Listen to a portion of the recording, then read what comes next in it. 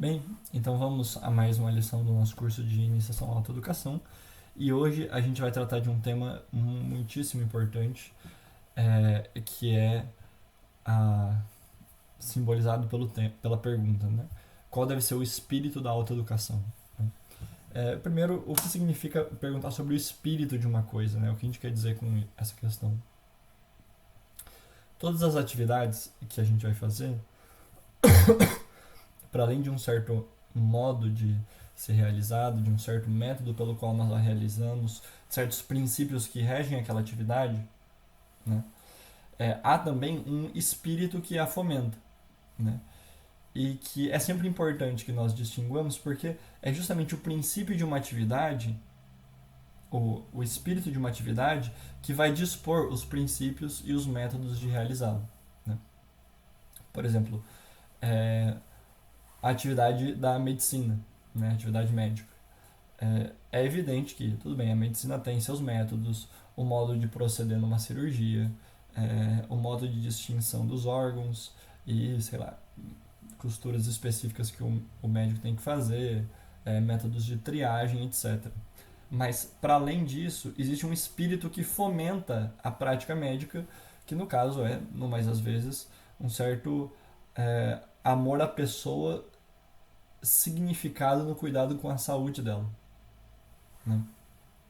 E bem, é muito evidente que a profissão médica tem tantos problemas e, e é tão puxada e exigente que só algo assim que só algo assim justifica a profissão, né?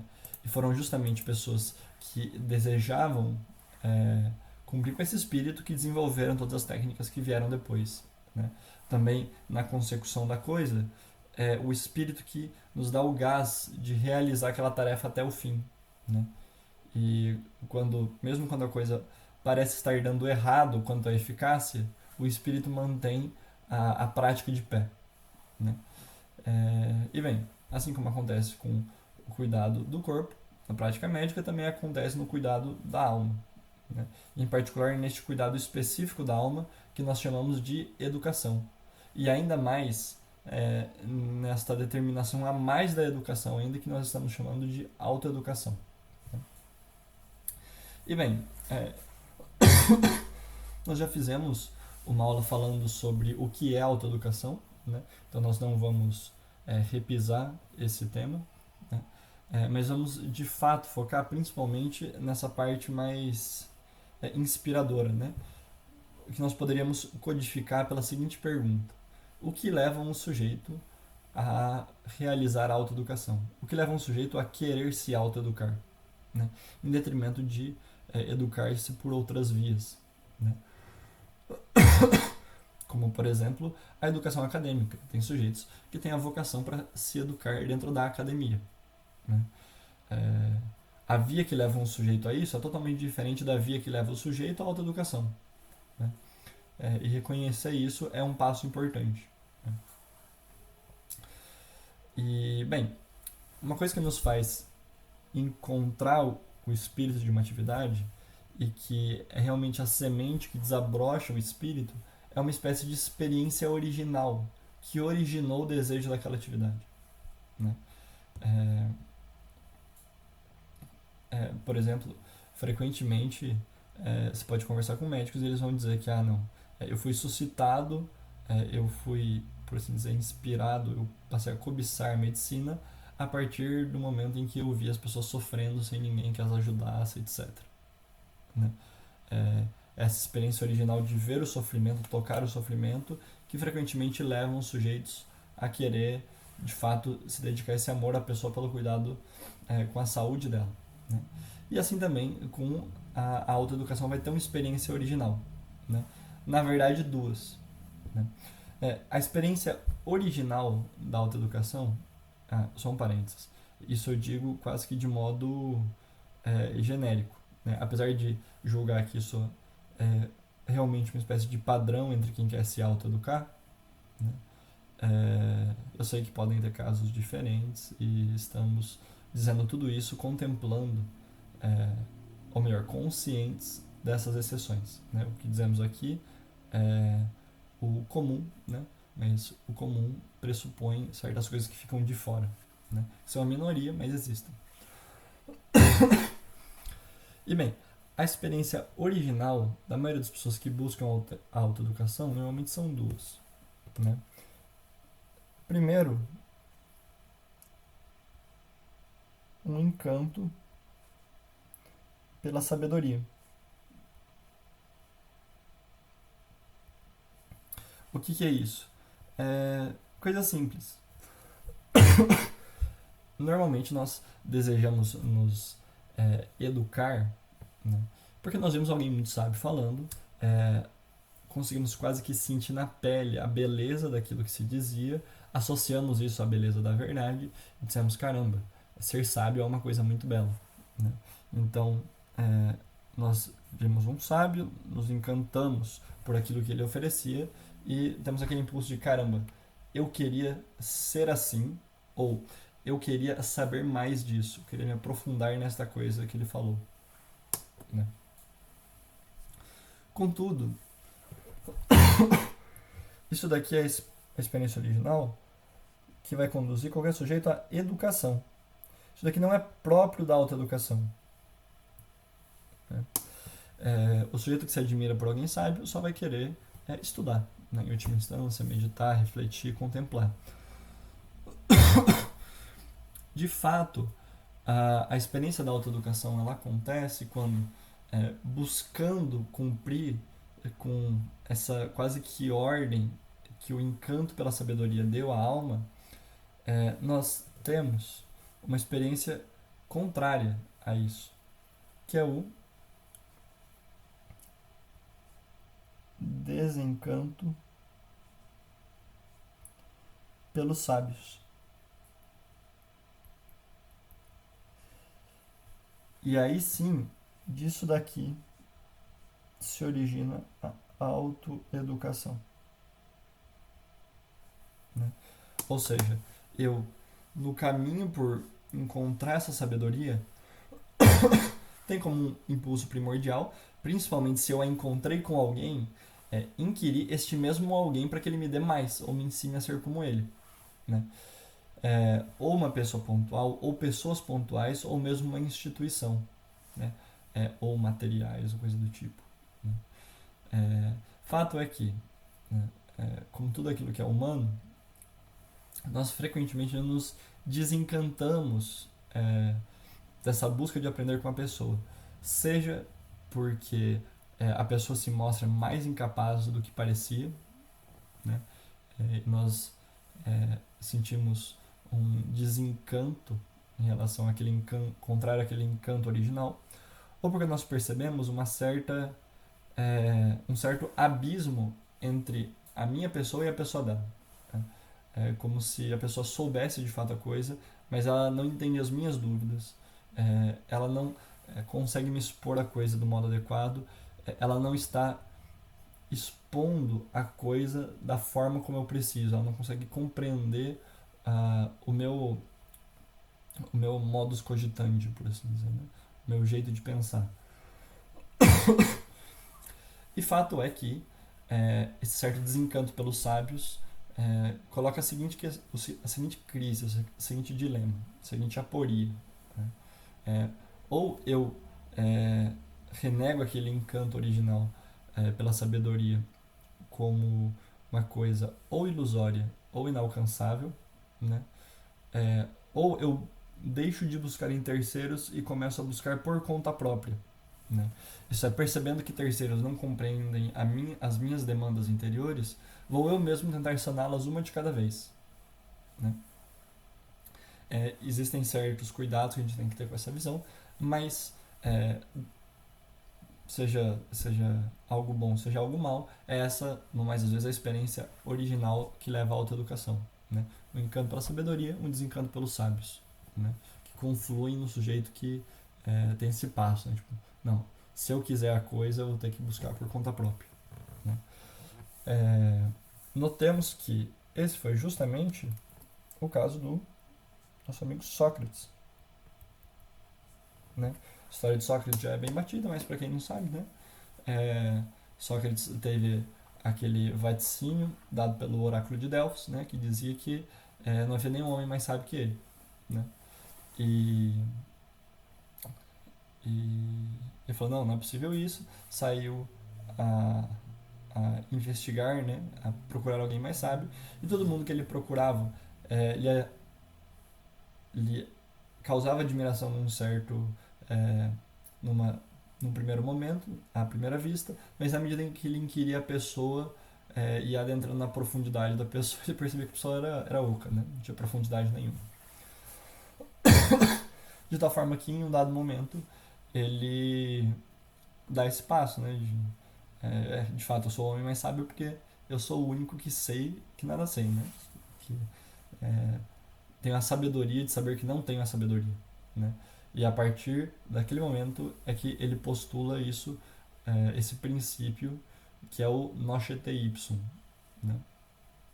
Conhece-te a ti mesmo, como uma tentativa de, num primeiro momento, educacional, né? Bem, a primeira coisa que eu tenho que fazer para me educar é saber o que eu sei e o que eu não sei, né? Conhecer como é que estão as coisas aqui dentro, né? Para depois expor lá para fora. Bem, a autoeducação, simbolicamente, ela de fato gira, orbita ao redor deste princípio do Nochete Ipsum, né? E, bem, a partir deste momento, que nós temos essa experiência original, né, nós acabamos construindo uma educação sui generis, né, um pouco diferente da educação tradicional, né, e ela tem algumas características que vão decorrer imediatamente desse espírito, né, que são as seguintes. Só diminuir aqui para depois não assustar. Que são as seguintes.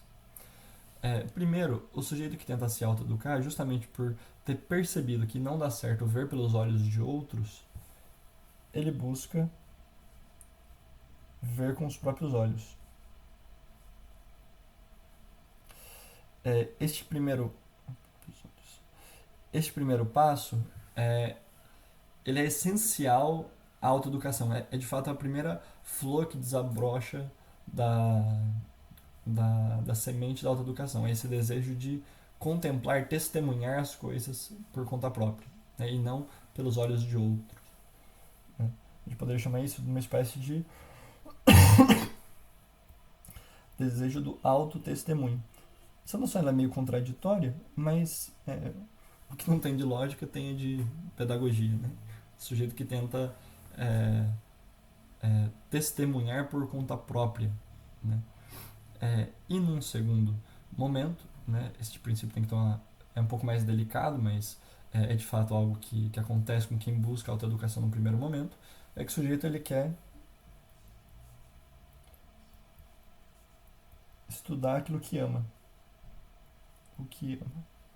Isso um dos problemas que a educação tradicional tem e que é inegável é que ela não acompanha o interesse do sujeito nem quanto àquele conjunto de princípios que o sujeito já tem, nem quanto ao status mentis atual dele, né, o status questionis pessoal do sujeito, o estado como as coisas estão naquele momento. A educação tradicional, ela, por motivos muito razoáveis, nunca vai conseguir penetrar na alma dos discípulos, dos alunos, para a parte daquelas coisas que ele já sabe para chegar onde não sabe perfeitamente. Isso é sempre feito de modo meio imperfeito. E ela sempre diz coisas a mais do que o sujeito de fato aspirava a ouvir, né? E aí entra naquela distinção que nós fazemos entre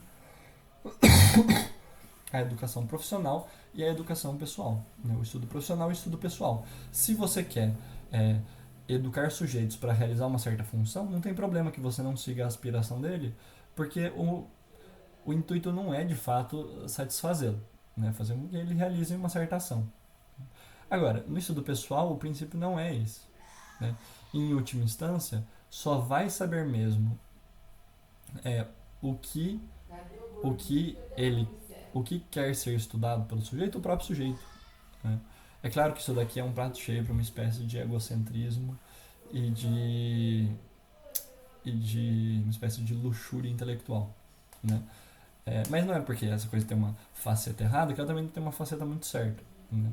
Que é a do sujeito que busca responder aquelas questões profundas que estão no interior dele, né? Sujeito que tem uma curiosidade larga e profunda, não rasa e superficial, né? E o sujeito que busca cumprir com essas vontades profundas, ele faz coisas boas, não ruins, né? E, e bem, é, por isso, o sujeito que se autoeduca, ele tira desses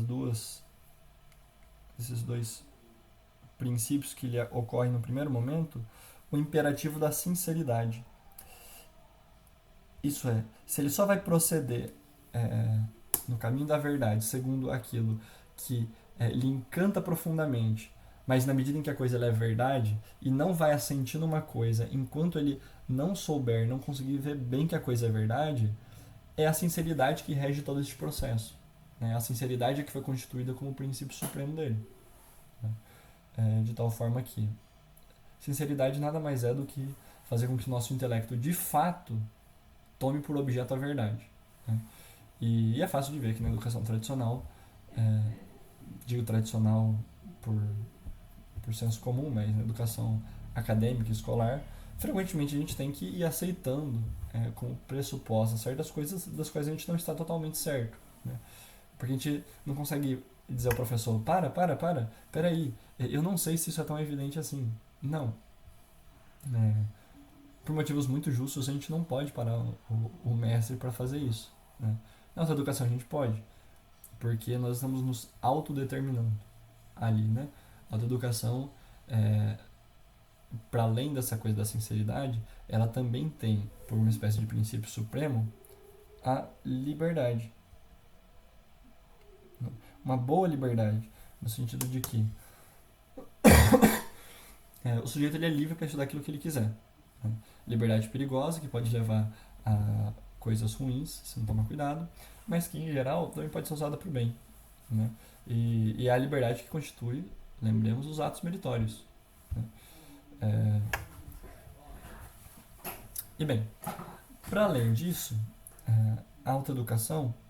Opa, certinho? Tá.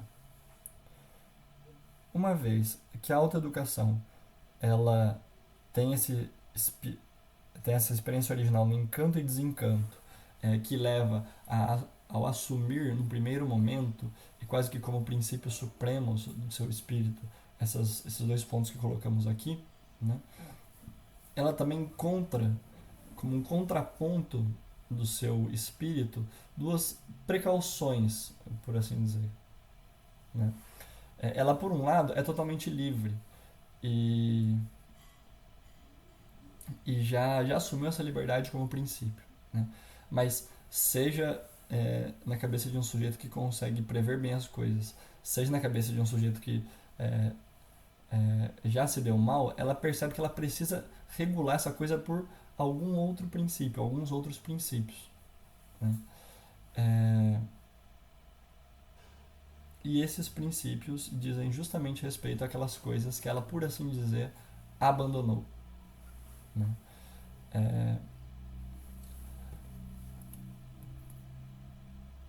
Ela assume por precaução não um abandono completo das instituições, dos mestres, mas apenas um abandono parcial. Né? Ou melhor, um aparelhamento. Ela propõe um aparelhamento dos mestres, das instituições, das ferramentas que nós possamos utilizar para o estudo, na medida em que nos ajudem. E ela, sem abandonar esses bons instrumentos, de fato, os relega a ser instrumentos, né? E não fins em si. Né? Então essa é uma precaução que surge ao espírito do autoeducando, né? Que é o de não abandonar. Não abandonar completamente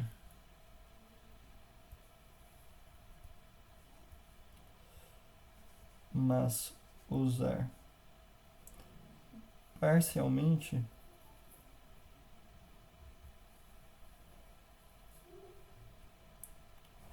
os mestres, as instituições e as ferramentas. Ferramentas aqui inclui, sei lá, livro, inteligência artificial, etc. Né? E foco nesses 3 elementos. Né? De fato, na medida em que a autoeducação ela tem esse primeiro princípio que beira a soberba, né? Ela deve contrabalancear por uma humildade que permeie todas as decisões dela. Isso é, vou abandonar os mestres? Vou relegar eles a um plano inferior? Sim, mas não a um plano neutro. Eu vou utilizá-los ainda. As instituições, eu vou, de certo modo, renegá-las? Sim, mas apenas parcialmente. Né? De tal forma que, de modo muito racional, caso precise consultar algum sábio, ou frequentar uma aula, ou usar uma certa ferramenta de pesquisa, que eu faça com o espírito livre. Né? Não como quem deixa a autoeducação, mas como quem incorpora um elemento novo a ela. Né? E ali sim, né, a partir do momento em que, por exemplo, você adentra numa aula, você se submete aos princípios daquela educação mais acadêmica e escolar. Né? A novidade aqui, você o faz parcialmente, temporariamente, né? E com um certo filtro. Isso é, eu entrei aqui para encontrar tal coisa. Né? E é importante dizer isso porque aqueles que se dedicam à autoeducação já percebem que, tipo assim, você não vai passar a maior parte do tempo meditando e escrevendo. Não, você vai passar a maior parte do tempo ainda ouvindo aulas, lendo livros, ouvindo audiobooks, pesquisando, e isso é normal. Né? A diferença do sujeito que se autoeduca e faz isso para o sujeito que está no ensino escolar ou acadêmico é justamente a cabeça com a qual ele vai para essas coisas. Né? Que não são más em si, né? Mas que principalmente no nosso tempo, né, estão um bocado alienadas e realmente são, no mais às vezes, mais um obstáculo à educação profunda do que provavelmente um auxílio. Né? Mas alguns ainda auxiliam. Né? Por exemplo, eu espero que essa aula seja ajudando as pessoas. Né? E bem, isso aqui é uma aula. Né? As pessoas que estão ouvindo com um certo espírito de subordinação. Né? Pelo menos no sentido de acompanhar o meu raciocínio para ver se a coisa está certa depois. Né? Não ficar fazendo uma crítica para e passo, né? A cada palavrinha que eu disser. Não, normalmente quando a gente ouve uma aula, né, as pessoas que sabem ouvir a aula direitinho, você suspende o juízo, tenta entender o professor ao máximo e depois você pega aquela coisa, tira da cabeça, olha de frente e diz, putz, mas será que eu acredito em tudo isso? Agora que eu entendi, será que eu também acredito nisso? Sabe? E bem, esse espírito que nós desenhamos nessa aula, ele tem um como que fruto, né? Que é justamente a docência, o ensino que o autoeducando vai exercer depois. Né? E fato é que, né, se nós colhermos frutos da autoeducação, a gente também vai querer que os outros colham desse espírito, deste mesmo espírito. Né? E o fato é que a docência daquele que ensina a autoeducação, ela vai tender a ser conduzida num espírito, primeiro, de docência parcial. Isso é, ele não vai se constituir como uma espécie de mestre dogmático que faz um como que sermão julgando que as pessoas vão aceitar tudo aquilo que estão fazendo. Né? Tudo aquilo que ele está dizendo. E coisa que acontece de modo muito justo dentro das igrejas, por exemplo, nas quais você pressupõe que as pessoas têm a mesma fé que você, e que, infelizmente, acontece de um modo, às vezes, um pouco injusto nas universidades, né, nas quais o professor fala pressupondo que todo mundo vai aceitar a ideologia que constitui aquele discurso. Né? E não, o professor que ensina dentro deste contexto da autoeducação, ele primeiro sabe que tudo aquilo que ele está sendo dito vai ser submetido à crítica dos alunos depois. Né? Que incorporam a sua, a sua aula dentro do sistema geral da autoeducação particular deles, né? E por isso existe, aí sim, uma exigência muito maior de se fazer crível, né? De fazer, ao menos, parecer verossímil aquilo que você está dizendo, né? Só que fato é que a autoeducação, na medida em que ela constitui certas, uma contemplação e verdades mais profundas na cabeça do sujeito, é, que susto. Consequentemente, o discurso do professor também vai ser mais profundo, né? E essa credibilidade vai ser quase que um efeito natural do próprio modo como ele chegou à verdade que ele está expondo, né? E o fato é esse, que normalmente nós expomos as verdades, ou pelo menos tendemos a expô-las, com uma certa analogia de como nós mesmos chegamos nelas, né? Claro, a gente sempre faz uma certa reformulação pedagógica, né? Mas aquelas coisas que nos ajudaram a compreender a verdade no primeiro momento também vão nos ajudar a expô-las num segundo momento, né? E por isso, a autoeducação, os autoeducandos tendem a ensinar aquilo que aprenderam de modo muito mais perfeito, né? A verdade seja dita. E aquilo que, por assim dizer, ele perde por não expor as coisas de modo tão dogmático, ele ganha justamente por não expô-las assim. Não expô-las assim. E o fato aqui, para finalizar, o que decorre disso é um espírito de docência muito mais parecido à educação liberal, né? Isso é importante. No fundo, o ensino, o magistério daqueles que se autoeducam é algo muito mais próximo à educação que visa fazer os homens livres, né, que era o propósito de toda a educação clássica liberal, né? E é evidente que, independente do modo por quais matérias você julga que os sujeitos devem chegar a isso, por quais matérias, vai ser meio redundante, mas matérias materiais, por assim dizer, o que você vai usar de matéria para dar para as pessoas chegarem a essa liberdade, o fato é que o espírito formal que rege todo esse ensino deve ser o de alguém que se autoeducou, né, em última instância. Deus queira que a gente consiga, no momento futuro, falar de fato a relação entre as matérias liberais e a autoeducação, porque é uma coisa muito próxima uma da outra, né? Mas isso não compete a esse vídeo, que, bem, só para recapitular, né? Nosso intuito era expor qual deve ser o espírito da autoeducação, e o espírito da autoeducação é esse, né? Começa com encanto pela sabedoria, um desencanto pela falta de sabedoria daqueles que deveriam nos ensinar, né? Desabrocha num primeiro momento como um desejo de autotestemunho, ver as coisas com os próprios olhos, estudar aquilo que se ama e aquilo que se aspira profundamente por meio de principalmente uma sinceridade que vê com os próprios olhos, né? E também como um primeiro contraponto de humildade, né, que busca, por assim dizer, cumprir com aquilo que diz São Paulo, né? Ver tudo e ficar com aquilo que há de bom, né? Assistir aulas, ler livros, usar ferramentas no espírito de submissão enquanto as está usando, mas na medida em que sai delas com um espírito mais crítico, né? Isso até que ponto eu posso usar ou não isso, né? Ele se submete parcialmente à docência alheia, né? É claro que a vida inteira não pode ser regida assim, né?